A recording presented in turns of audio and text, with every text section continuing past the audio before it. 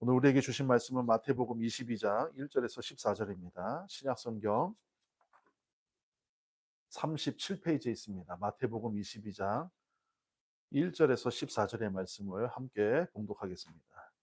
예수께서 다시 비유로 대답하여 이르시되 천국은 마치 자기 아들을 위하여 혼인 잔치를 베푼 어떤 임금과 같으니 그 종들을 보내어 그 청한 사람들을 혼인 잔치에 오라 하셨더니 오기를 싫어하거늘 다시 다른 종들을 보내어 이르되 청한 사람들에게 이르기를 내가 오찬을 준비를 하되 나의 소와 살찐 짐승을 잡고 모든 것을 갖추었으니 혼인 잔치에 오소서 하라 하였더니 그들이 돌아보지도 않고 한 사람은 자기 밭으로 한 사람은 자기 사업하러 가고 그 남은 자들은 종을 잡아 모욕하고 죽이니 임금이 노하여 군대를 보내어 그 살인한 자들을 진멸하고 그 동네를 불사르고 이에 종들에게 이르되 혼인 잔치는 준비하였으나 청한 사람들은 합당하지 아니하니 내 거리 길에 가서 사람을 만나는 대로 혼인 잔치에 청하여 오라 한대 종들이 길에 나가 악한 자나 선한 자나 만나는 대로 모두 데려오니 혼인 잔치에 손님들이 가득한지라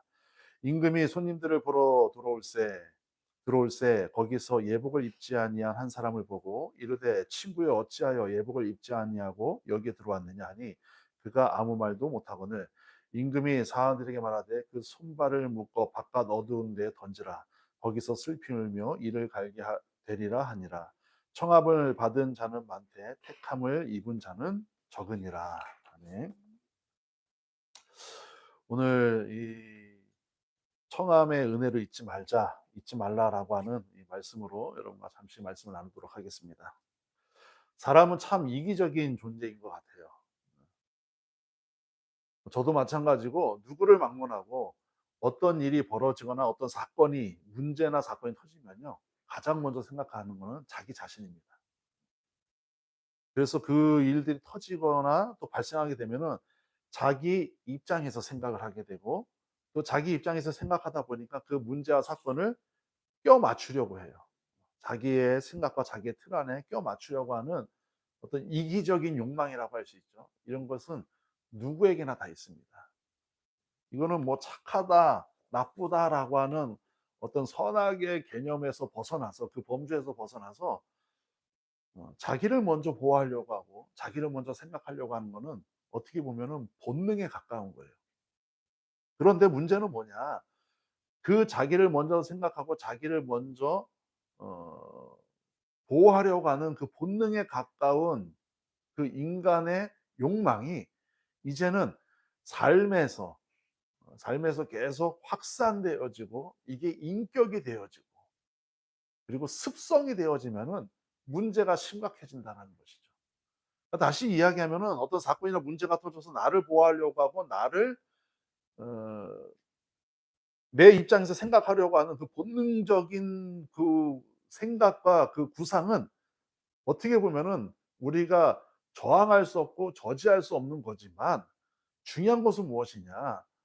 그것이 이제 나에게 합리화가 되고 내 패턴이 되고 내 습관이 되고 그리고 내 인격이 되는 데에는 우리가 멀리하고 조심해야 하고 경계해야 될 필요가 있다라는 것이죠. 오늘날 많은 사람들은 오직 자기만 바라보면서 살아요. 이제 이것이 심지어 문화로까지 발전하게 되는 거예요. 문화로까지. 여러분 실제로 소아과에 아기가 이렇게 막 피부병이 있어 가지고 데리고 갔더니 의사 선생님이 뭐 이렇게 이거 심각한 피부병입니다. 알러지 피부병입니다." 뭐 당연히 집에서 애완견을 안 키우시겠죠. "개들은 멀리해야 됩니다." 그랬더니 엄마가 되게 당당하게 "아니 개 키우는데요." 그러더래요. 그러니까 의사 선생님이 안 됩니다. 강아지를 분리시켜야 됩니다." 그랬더니 "당신이 뭔데 우리 강아지 또리를 분리시키나 마라 하냐. 그냥 약이나 처방해 달라." 약은 처방해 드릴 수 있지만 이렇게 되면 아이가 상태가 더 심각해집니다. 그러니까 엄마가 뭐 "그냥 약이나 처방하면 되지." 그러면서 그 병원을 나섰다는 거예요. 이게 어 애완견을 좋아하냐 싫어하냐의 그런 문제가 아니라 이제는 정확한 정보와 팩트를 전달해도 자기 욕망, 자기 이기적인 욕심이 이제는 그것이 습관이 되고 인격이 된 사람들한테는 통하지가 않는 거죠. 그래서 오직 자기만 바라보고 자기한테만 관심이 쏠려 있는 거예요. 문제가 뭔지 아십니까? 그렇게 되면은. 이기적인 이 사람들의 문제가 뭐냐면은 자기만 바라보고 자기에만 관심이 쏠려 있다 보니까 다른 사람을 못 보는 거예요. 다른 이야기들이 안 들리기 시작하는 거예요. 어떤 소리도 들을 수 없는 거죠. 여러분, 이게 인생을 살면서 그 사람에게 언제까지나 기회가 계속 오진 않아요. 우리가 자신만 바라보느라고, 이기적인 욕망을 가지고 나의 자신만 바라보느라고 내 삶을 정신없이 허비하고 있으면은 예수님도 우리의 곁에서 보이지 않는 순간이 다가온다라는 것이죠. 자기 자신만 바라보는 사람이 어떻게 예수님을 바라볼 수가 있겠습니까? 예수님을 바라보는 사람이 자기도 올바르게 바라보는 거지, 자기 자신만 바라보는 사람이 어떻게 예수님을 바라봐요? 그거는 가짜죠. 거짓말이죠. 그냥 주일날 한번 교회 가고 마치 신앙인인 것처럼 그냥 종교 생활하는 거죠. 가서 밥값이라고 헌금하고 오고 그냥 종교 생활하는 것과 뭐가 다릅니까? 여러분, 정말 우리가 경계해야 될 것이 있는데요. 이게 당연한 어떤 문화다. 지금 이 시대를 살아가는 어 이 시대의 문화다라고 우리가 이렇게 그냥 가볍게 넘겨서는 안 된다라는 거예요.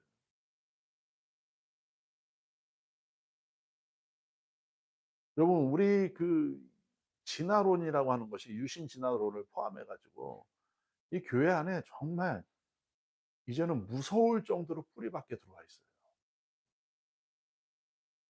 근데 이거를 지금의 어떤 신학적인 트렌드다, 이렇게 해야지 젊은 사람들이 이해를 하고 고리타분하게 창조론, 죄송한데 원시적인 그 근본적인 창조론을 얘기하면은 안 온다. 안 오더라도 진리를 얘기해야 되죠. 우리가 자꾸 그런 경계들을 하나씩 하나씩 무너뜨리고 양보, 이 경계를 무너뜨리는 순간 우리는 진리를, 예수님을 올바로 바라볼 수가 없게 돼요. 그래서 자기만 바라보게 된다는 거예요. 사람만 바라보게 돼요. 여러분, 참 교회, 참 목사, 참 목자는요, 예수님만 바라보면은 자기가 보이고 타인들이 보이게 되어 있습니다. 근데 거짓 목사들, 거짓 교회들은요, 자꾸 사람들한테 집중해요. 자기에게 집중하게 해요. 자기 애에 집착하게 만듭니다. 예수님 시대에서도요, 오늘 본문에 읽은 이 예수님 시대에서도요, 예수님이 얼마나 이기주의에 빠져 있는 그 특권층이라고 할 수 있죠. 아니면은 선민 의식을 가지고 있는 이스라엘 백성들을 향하여서 아주 리얼하게 비유로 말씀해 주시는 거예요. 제 표현을 빌리자면 그냥 꼴보기 싫은 인간들이지만 그래도 기회를 주시는 거예요. 그리고 이스라엘의 이기적인 영적인 상태를 지금 고발하는 거죠. 그러니까 이 시선에서 벗어나지 못하면은 하나님 바라볼 수 없다. 하나님을 바라보는 게 아니다라고 예수님 지금 말씀해 주시는 거거든요. 그래서 오늘 비유로 말씀하는 거예요. 이 당시에 이제 혼인잔치, 임금의 혼인잔치의 비유로 말하는 거죠. 그리고 임금이 혼인잔치를 베풀었다. 그러니까 임금이 장가가는 게 아니라 임금이 자기 아들을 장가가는데 혼인잔치를 베푼 거예요. 국가적인 경사의 날이죠. 그래서 이스라엘의 이 중요한 요직에 있는 사람들, 특권층이죠. 이 사람들 이제 초대하는 거예요. 근데 여러분, 이 혼인잔치라고 하는 것은 이스라엘의 이 문화를 우리가 이해를 잠깐 해야 되는데, 이스라엘에게 있어서는요, 장례식보다 혼인잔치가 훨씬 더 중요해요. 우리는 어떻게 보면은 결혼식은 가 가지고 11시쯤 1시쯤 가 가지고 한 1-20분 예식 구경하다가 나와서 밥 먹고 뷔페에서 밥 먹고 부조하고 가는 거, 이게 결혼식이잖아요. 그리고 장례식은 그래도 가서 1 시간, 2 시간, 3 시간이라도 앉아 있는 게 우리 장례식의 문화입니다. 그런데 이스라엘은 반대예요. 결혼식이 훨씬 더 중요합니다. 1년 전에 일단 약혼식을 해야 되고요. 그리고 1년 동안 흠이 없어야 돼요. 1년 그 시간 동안 흠이 발생하면 결혼이 취소가 됩니다. 그리고 결혼식을 하면요, 우리처럼 1 시간, 2 시간 하는 게 아니라 일 주일을 합니다. 일 주일 동안 결혼식을 해요. 그리고 3 절에 이제 종들을, 오늘 본문 3 절에 보니까 종들을 보내서 초청하죠. 우리 3절 말씀 한번 읽어 보도록 하겠습니다. 그 종들을 보내어 그 청한 사람들을 혼인 잔치에 오라 하였더니 오기를 싫어하거늘. 이 종들을 보냈다라고 하는 것에는 두 가지 의미가 담겨져 있습니다. 첫 번째는 뭐냐? 임금님의 아들, 그러니까 임금의 아들의 결혼식을 알려주는 것. 그 소식을 전파하는 거죠. 결혼식이 이제 되었습니다. 결혼식이 다가옵니다라고 알려주는 게 있고요. 두 번째는 뭐냐면은 모시러 가는 거예요. 그리고 모시러 가는 거예요. 오늘날로 이야기하면은 비서를 보낸 거예요, 임금이. 근데 그냥 보낸 게 아니라 검은색 세단, 제네시스 지구온 같은 거 이런 거 딱 끌고 가 가지고 손님 모시고 와라. 근데 임금님의 이 자녀 결혼식에 누가 오늘 이렇게 본문에도 나와 있지만 아무나 갈 수 있는 게 아니에요. 누가 갔느냐? 특권층만 청함을 받은 거예요, 특권층만. 자, 이 본문이 아주 의미가 있습니다. 특권층만 청함을 받았다라고 하는 것은 차별적인 본문의 뜻이 아니라 기회를 주셨다라는 거예요, 여러분. 바리새인 서기관들에게 기회를 주신 거예요. 이건 차별이 아닙니다, 여러분. 오해하시면 안 돼요. 먼저 된 자들, 유대인들에게 기회를 주신 거예요. 그러니까 이들 특권층, 상위 계급이라고 해서 페널티가 없는 게 아니에요. 그러니까 우리는 지금의 어떤 이 관념으로 생각하면은 어우 너무 특권층한테만 기회 주신 거 아니에요? 이게 아니에요. 그러니까 특권층이지만 살 기회를 주신 거예요. 페널티를 한번 만회할 수 있는 기회를 주신 거예요. 찬스를 주신 거죠. 그래서 청함을 한 겁니다. 공식적으로 청한 거예요. 그런데 되게 아이러니한 게 여러분 이 기회를 받은 청함을 받은 자들이 황당한 이야기가 나오죠. 거절합니다. 거절해요. 그런 식으로 거절해요. 여러분 한번 상상해 보세요. 임금님이 보낸 사람들을 거절했다. 비서들을 거절했다. 이게 이제 왜 거절했느냐도 중요하지만 이것보다 훨씬 더 중요한 것은 무엇이냐? 거절한 사람들의 상태를 먼저 알아야 돼요. 그러면 '아 이 인간들이 왜 거절했구나.'가 보이는 거예요.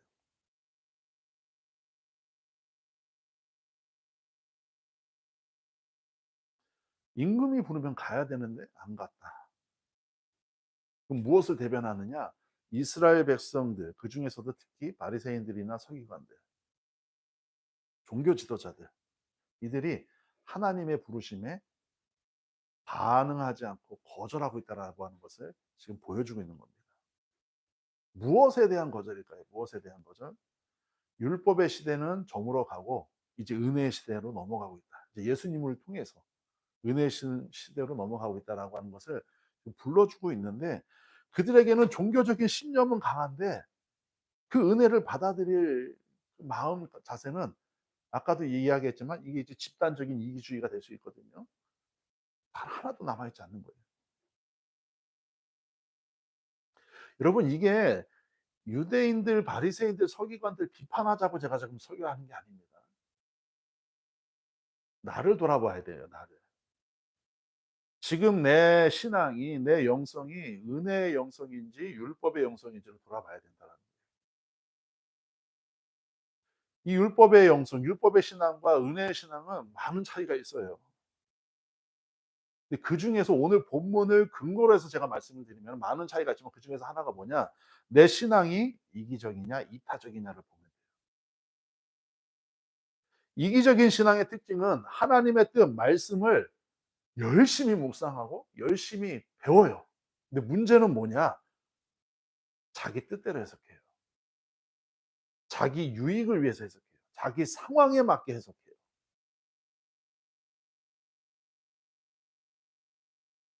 그래서 이런 사람들의 특징은 뭐냐? 영적인 자아가 막 스스로 일어나요. 살아나요. 그건 율법이에요. 하나님의 말씀을 읽는데 내 자아가 막 살아나요. 그러면 그건 율법적인 신앙이에요. 잘못되고 있어요. 이기적인 거예요.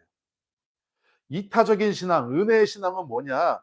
하나님의 뜻과 말씀 앞에 서면은 내 의도와 내 해석은 완벽하게 사라지고 무너지고 내 자아도 무너져요.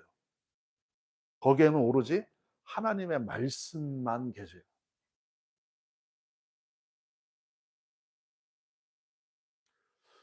우리가 하나님의 말씀을 읽으면서 '아 만족하지 말라.' 이런 뜻이 아니라 여러분 하나님의 말씀 앞에 온전히 선 사람들은요. 자기가 무너질 수밖에 없어요. 자기 자아가 무너질 수밖에 없어요. 그런데 지금 이 유대인들, 특히 바리새인과 서기관들은 이 임금의 명령이 왔는데 자기의 자아가 살아나는 거예요. 그러니까 지금 예수님이 비유로 말씀하시고 있는 거죠. 하나님이 선지자들을 보냈는데 그 선지자의 이야기는 들을 생각도 없고 들을 마음도 없지만 오히려 자기들이 키워내는 율법적인 신앙, 자기의 자아만 계속 높아지고 있는 거죠. 그러니까 교만이죠, 교만. 자기의 자아가 살아남는다는 건 교만이죠. 자기의 자아가 무너진다라고 하는 건 겸손이에요. 임금은 기분이 썩 좋지 않았지만 두 번째 또 사람을 보냅니다. 두 번째 종들을 보내요. 4절이죠. 우리 4절 말씀 읽어볼까요? 시작. 다시 다른 종들을 보내어 이르되 청한 사람들에게 이르기를 내가 오찬을 준비하되 나의 소와 살찐 짐승을 잡고 모든 것을 갖추었으니 혼인잔치 오소서 하라 하였다. 구체적으로 설명하죠. 오찬을 준비했는데 야 송아지하고 살찐 소들 여러분 지금도 소고기 먹기가 힘들어요. 스테이크 썰기가 참 부담스럽잖아요. 근데 이 당시에도 이 살찐 송아지들 마블링이 장난이 아닌 거예요.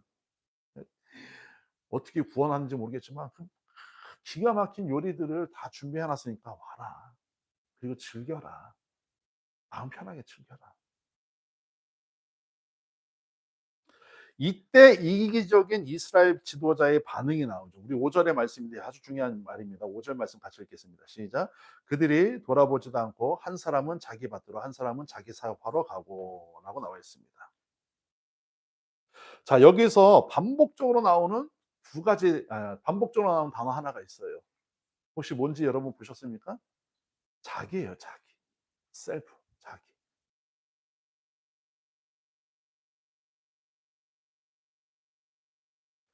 자기를 위한 이기적이고 율법적인 신앙은 결국 어떤 결과를 초래하는지 아세요? 지금 임금이 오라고 했잖아요. 하나님이 잔치에 초대했잖아요. 근데 이 사람들의 반응은 뭐냐? 자기를 위해서, 자기를 위해서, 자기를 위해서, 자기를 위해서. 근데 이렇게 자기를 위해서, 자기를 위해서 이기적인 신앙을 갖고 있는 사람들이 결국에는 어떤 결과를 초래하느냐? 살인을 저지릅니다. 우리 6절 말씀 한번 볼까요? 6절 같이 읽겠습니다. 시작. 그 남은 자들은 종들을 잡아 모욕하고 죽이니. 단순히 사람을 죽였다라는 차원의 이야기가 아니라 이기적인 사람들은 결국 남을 해치는 사람이라는 거예요. 이기적인 신앙에 빠진 신앙인들도 위험하고 똑같습니다. 남을 해치는 자들이에요. 남을 살리는 자들이 아니라. 거절의 극치죠. 이걸 지금 예수님을 지금 예표하고 그림자로 보여주고 있는 거예요. 지금 예수님이 지금 우리가 사순절 기간을 보내고 있는데 당신이 십자가에서 죽는다. 저들의 이기적인 신앙 때문에 율법의 이 신앙 때문에 나는 결국 죽게 된다라고 하는 것을 예수님이 지금 보여주고 있는 거예요. 들려주고 있는 거예요. 왕이 보낸 종들을 죽였다. 하나님이 보낸 선지자들과 제사장들을 죽이고 모욕한 이스라엘의 역사를 꼬집고 결국에는 예수님마저도 죽이죠. 근데 이 메시지는 이스라엘의 역사를 지적하는 것이 아니라 오늘을 살아가는 우리에게도 똑같이 적용하고 있는 말씀이에요. 하나님은 끊임없이 우리를 초대하고 우리 마음에 들어오기를 원하고 계셔요.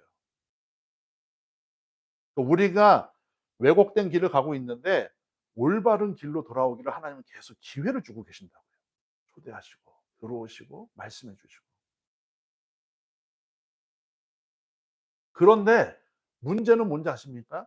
이기적인 신앙이 이타적인 은혜의 신앙이 아닌 이기적인 율법의 신앙이 그걸 자꾸 거절하고 은혜를 밀어내는 거예요. 자기는 은혜 받은 사람이 돼요. 너무 아이러니하죠. 새벽 기도도 열심히 나와요. 헌금도 열심히 드려요. 주일 예배 빠진 적이 없어요. 자기는 은혜 받은 사람이에요. 근데 그 공동체 모임에서 그 공동체에서 자꾸 다른 사람의 잘못을 지적하고 때로는 이간질도 하고 그게 무슨 은혜 받은 사람이에요. 예수님을 밀어내는 사람이죠.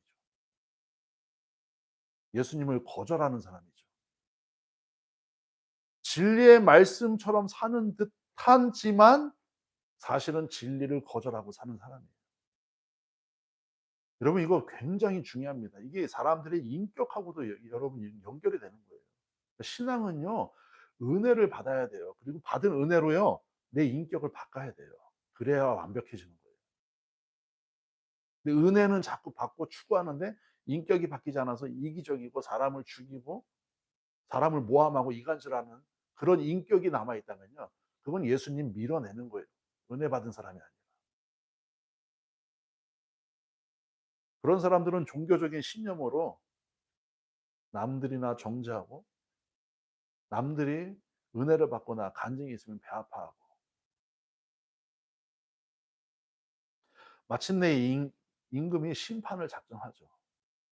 6절의 말씀 아까 7절의 말씀 같이 읽도록 하겠습니다. 시작. 임금이 노하여 군대를 보내어 그 살인한 자들을 진멸하고 그 동네를 불사르고. 네. 여러분 이거는 70년 후에 지금 예수님이 이 비유 말씀하셨잖아요. 70년 후에 정확하게 로마에 의해서 예루살렘이 완전히 멸망당해요. 불사르 막 불타고 난리가 납니다. 근데 그 예수님 지금 하신 말씀이 그 70년대 때 이루어졌다. 이게 핵심적인 멘트가, 이게 핵심적인 이야기가 아니에요. 여러분 예수님은 우리에게 천국에 대한 말씀도 하시면서 분명히 어떤 말씀도 하시냐면은 지옥에 대한 말씀도 하세요.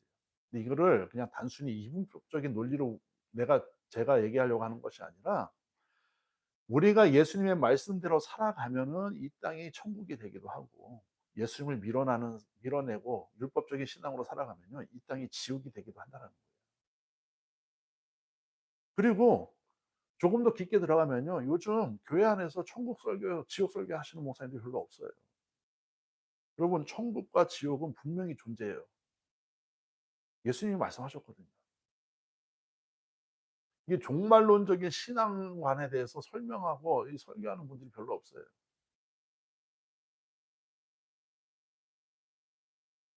살인자들을 진멸하고 그러니까 죄의 대가를 치르게 하고 그 동네를 불사른다. 이스라엘에는 결혼식 문화에 이중 초청의 관습이 있어요. 이중 초청. 아까 제가 서두에도 잠깐 언급을 했지만 이게 뭐냐면은 당시 유대인의 이 관습에는 잔치를 초대할 때 두 번 이루어져요, 초대가. 첫 번째는 날짜를 알리는 초대고 두 번째는 모시러 가는 거예요. 모든 준비가 끝났으니 모셔라. 그러니까 초대를 이렇게 한번 띡 보내고 "이날 합니다."라고 "오세요." 이게 아니라 첫 번째는 가 가지고 날짜를 알려요. 4월 4일 부활주일 날 잔치가 있습니다. 그리고 4월 4일 날 가서 모시고 오는 거예요. 이중 초대라는 게 있어요.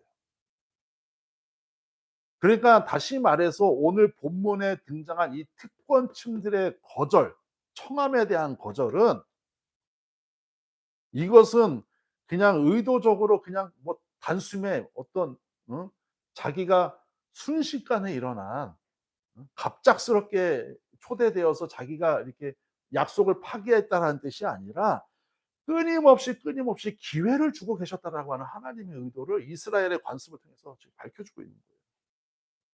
다시 이야기하면 하나님은 긴 참으심으로 이스라엘 백성들을 계속 초대하셨고 인간은 결국에 거절하고 완악함으로 하나님의 청함을 거절하고 있었다라는 거예요.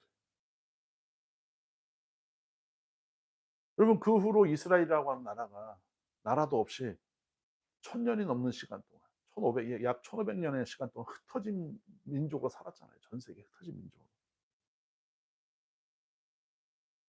그리고 9 절에 보니까 임금은 이 특권층들이 오지 않고 진멸을 했잖아요. 이들에게 심판을 내렸잖아요. 그러나 그 잔치를 망치고 싶지는 않은 거예요. 그래서 9 절에 다른 사람들을 초대합니다. 우리 같이 읽도록 하겠습니다. 시작. "내 거리 길에 가서 사람을 만나는 대로 혼인 잔치에 청하여 오라 한대." 약한 자나 선한 자나 모두 다 악한 자나 선한 자나 모두 다 초대합니다. 이게 여러분 하나님의 보편적인 은혜를 뜻하는 거예요. 그런데 문제가 하나 발생하죠. 11절의 말씀인데 우리 11절 말씀 한번 읽어볼까요? 시작.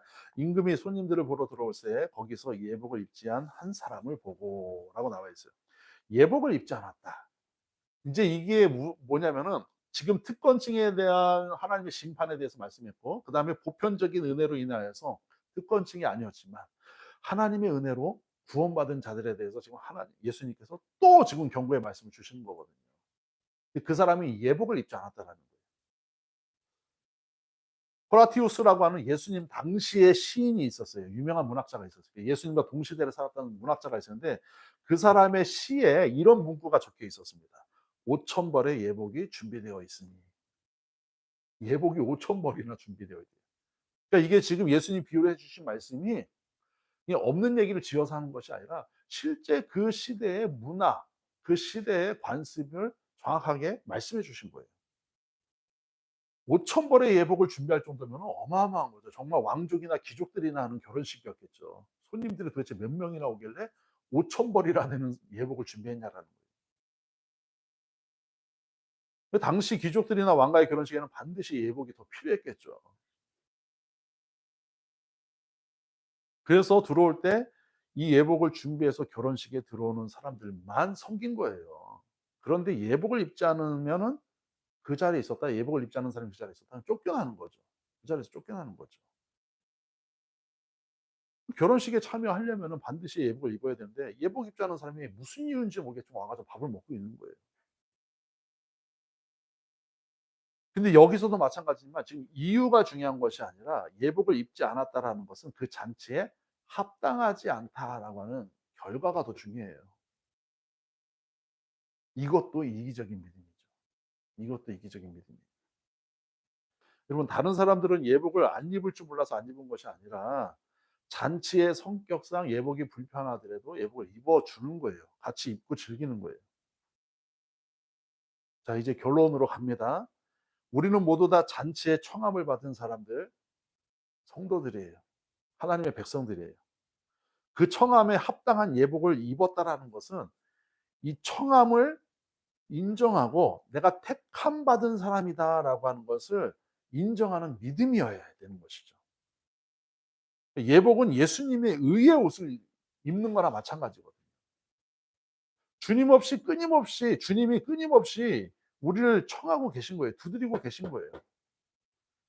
예수님의 두드림과 예수님의 청함 앞에서 우리는 그 청함에 합당한 예수님을 맞이하는 택함의 예복을 입어야 된다는 거예요. 그러니까 예복은 인간 스스로 준비해 가는 옷이 아니라 왕이 제공한 옷, 하나님이 준비한 옷이에요. 예수님만 준비할 수 있는 옷이 예복이에요.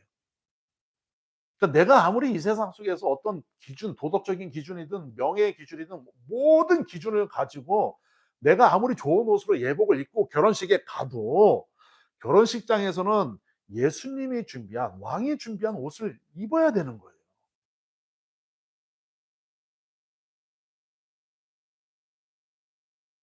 그러니까 우리가 준비한 옷은 다 쓸모가 없는 거예요. 오직 예수님의 옷을 입어야 되는 거예요. 예수님이 준비한 것. 그것이 예복이고 의의 옷이에요. 그러니까 구원은 예수님의 의의 옷 외에는 방법이 없는 거예요. 자꾸 다른 것으로도 방법이 있는 것처럼 속이는 자들은 여러분 우리가 경계해야 됩니다.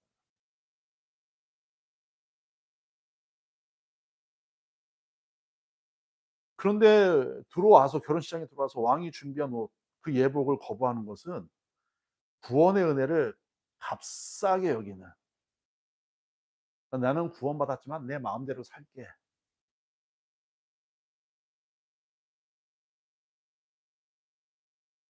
계시록 3장 20 절의 말씀에 이런 말씀이 있어요. 같이 읽도록 하겠습니다. 시작. 볼지어다 내가 문 밖에 서서 두드리노니 누구든지 내 음성을 듣고 문을 열면 내가 그에게로 들어가 그와 더불어 먹고 그는 나와 더불어 먹으리라. 여러분 이 시대는 예수님이 잔치를 배설했지만 그 잔치에 참여조차 하지 않으려고 하는 악한 시대예요. 그리고 잔치에 참여했더라도 여러분 이게 지금 우리 시대상을 지금 보여주고 있습니다.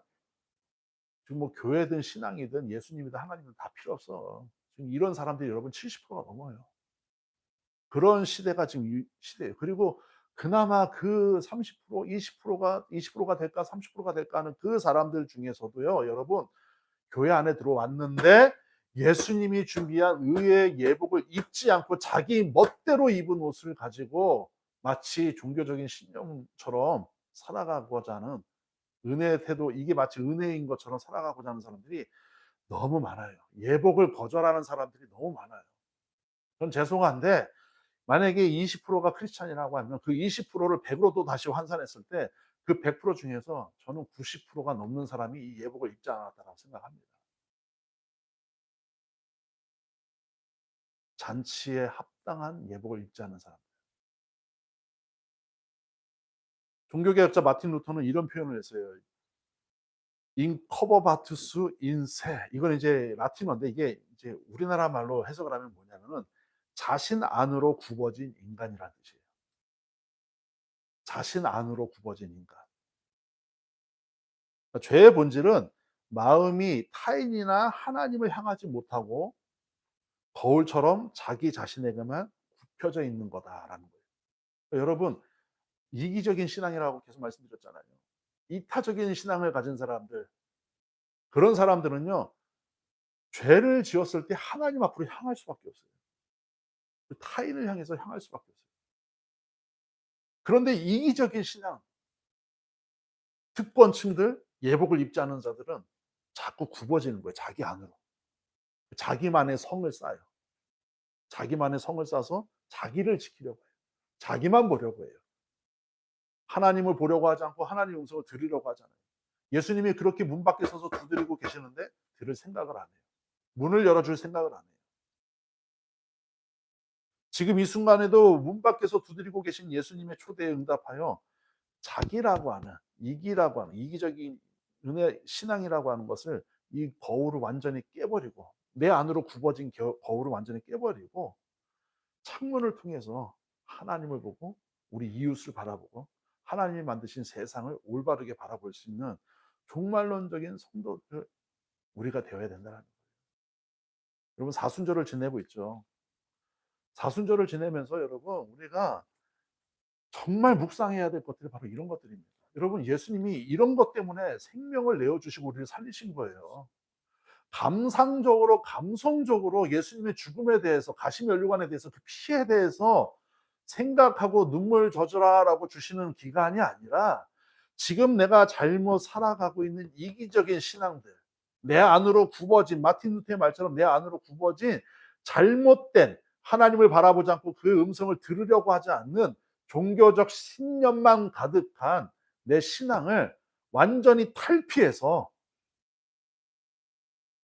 하나님을 바라보고 하나님의 음성에 귀를 기울이고 이타적인 믿음으로 이 세상을 밝혀 나가는 여러분들 되시기를 주님의 이름으로 축원을 드리겠습니다. 기도하겠습니다. 하나님, 감사합니다. 사순절의 기간을 보내고 있습니다. 예수님의 고난과 죽으심에 대해서 묵상을 하지만 정작 예수님이 왜 고난을 당하셨고 왜 죽음을 당하셨고 우리에게 목청 높이며 간절하고 진실한 마음으로 지켜 행하라고 하셨던 그 이타적인 믿음들, 은혜의 믿음들은 우리의 신앙 속에서 사라진 지 너무나도 오래된 것을 부족하고 부끄럽지만 발견하게 됩니다. 하나님, 하나님을 올바로 바라보고 하나님의 말씀을 들으려고 하는 성도들 될 수 있도록 인도하여 주시옵소서. 자꾸 내 자신만, 나의 자신의 의로움만, 내 자신의 율법의 신앙만 바라보며 합리화시키는 이기적인 신앙들 되지 않게 하여 주시고, 예수님이 그토록 목청 높이며 이 혼인잔치 비유를 통하여서 이스라엘 백성들에게 기회를 주고 계신 그 예수님의 섬세하고도 정확한 음성에 귀를 기울일 수 있는 우리가 될 수 있도록 인도하여 주시옵소서. 예수님의 이름으로 축복하고 기도합니다. 아멘. 지금은 우리 주 예수 그리스도의 크신 은혜와 하나님 아버지의 무한하시고 극진하신 사랑하심과 성령님의 감화 감동 역사 내주 충만 교통하심이 오늘도 이기적인 신앙에서 탈피하여 이타적인 신앙으로 하나님을 바라보고 하나님의 음성을 올바로 들으려고 하는 저들의 삶과 일터와 자녀와 건강과 물질과 그 모든 걸음걸음 위에 이제로부터 영원토록 함께하여 주시기를 간절히 축원하옵나이다. 아멘.